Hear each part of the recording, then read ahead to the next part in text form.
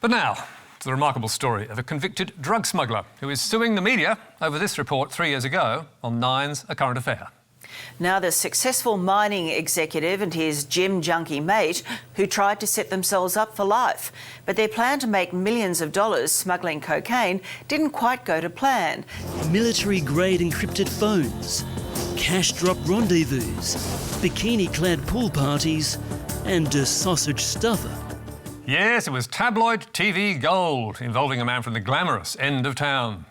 Bennett Schwartz had it all. A private school education, a lucrative executive's pay packet and a beautiful fiancée.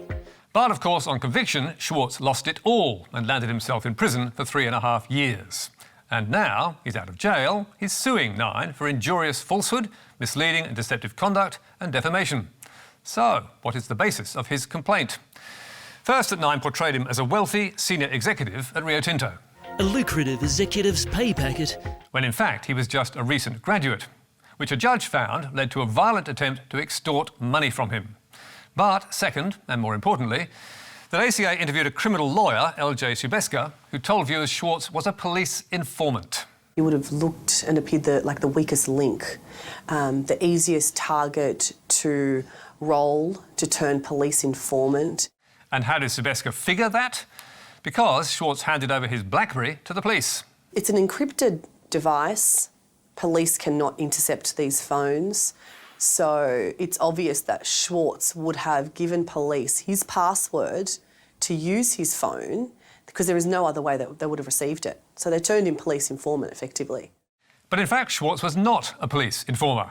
And at his sentencing, the court found he only handed over the password to his BlackBerry because he was compelled to under the Commonwealth Crimes Act. And why does that matter? Well, unfortunately for Schwartz, when that ACA program went to air, he was on remand in Sydney's Long Bay jail.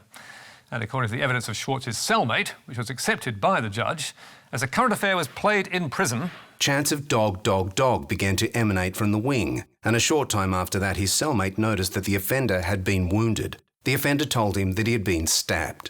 Schwartz says he suffered from stab wounds, contusions and bruising and PTSD as a result of the prison attacks. And back in 2018, his sentencing judge, Peter Berman, was in no doubt about why those happened.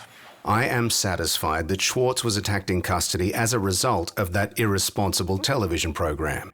For it to be said that he was somehow a police informer was not only wrong, but dangerous indeed. And that is why Schwartz is now seeking compensation.